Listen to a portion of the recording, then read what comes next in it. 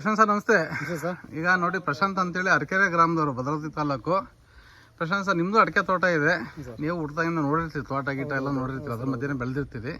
ಇವತ್ತು ಮಹೇಶ್ ಕುಮಾರ್ ಡಾಕ್ಟರ್ದು ನೋಡಕ್ಕೆ ಬಂದಿಲ್ಲ. ಕಾರಣ ಏನಪ್ಪ ಅಂತಂದರೆ ಅವರು ಸಾವಯವ ಉತ್ಪನ್ನ ಒಂದು ಎಂಪರ್ನೆಟ್ ಸೊಲ್ಯೂಷನ್ ಅನ್ನೋ ಒಂದು ಇದನ್ನು ಉಪಯೋಗಿಸಿದ್ದೀನಿ, ಬಂದು ನೀವು ಯಾರಾದ್ರೂ ನೋಡಿ ಅಂತ ಕರೆದ್ರು.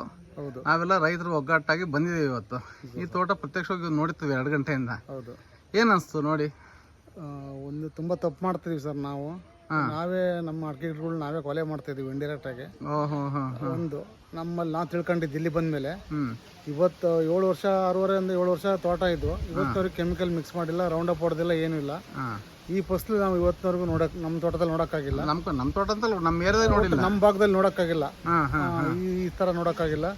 ಜೀರೋ ಕಲ್ಟಿವೇಶನ್ ಮತ್ತೆ ಕೆಲವೆಲ್ಲ ಮೆಥಡ್ಗಳನ್ನ ತಿಳ್ಕೊಂಡು ನಮ್ ಇರೋ ತೋಟ ನಾವು ಉಳಿಸ್ಕೊಳ್ಬೇಕು ಅಂತ ನನಗೆ ಅನಿಸ್ತು. ಇಲ್ಲಿ ನೋಡಿ 1 ಎಕರೆಯಲ್ಲಿ ಅಚ್ಚುಕಟ್ಟಾಗಿ ಮಾಡ್ಬೇಕು ಅನಿಸ್ತು ಸರ್. 20-30 ಎಕರೆಗಿಂತ ಈ ತರ 1 ಎಕರೆ ಮಾಡಿದ್ರೆ ಸಾಕು, ಅಷ್ಟು ಚೆನ್ನಾಗಿ ಫಸಲಿದೆ, ಚೆನ್ನಾಗಿದೆ.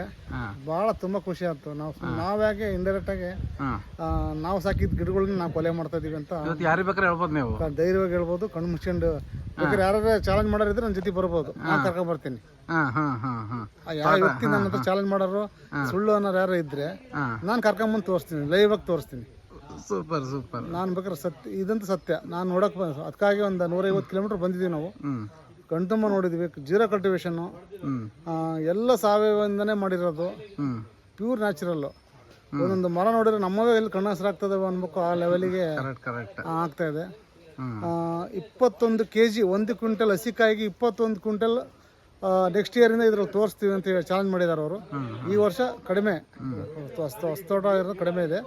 ನೆಕ್ಸ್ಟ್ ಇಯರಿಂದ ಚಾಲೆಂಜ್ ಮಾಡ್ತಾರೆ. 1 ಕ್ವಿಂಟಲ್ 100 kg ಹಸಿ ಅಡಿಕೆಗೆ 20-21 kg ಅಡಿಕೆ ಮಾಡಿ ತೋರಿಸ್ತಾರೆ, ಗ್ಯಾರಂಟಿ ಬೇಕಾದ್ರೆ. ನಾನು ಇದಕ್ಕೆ ಚಾರ್ಜ್ ಮಾಡಕ್ಕೆ ರೆಡಿ ಇದ್ದೀನಿ. ಹೌದಾ?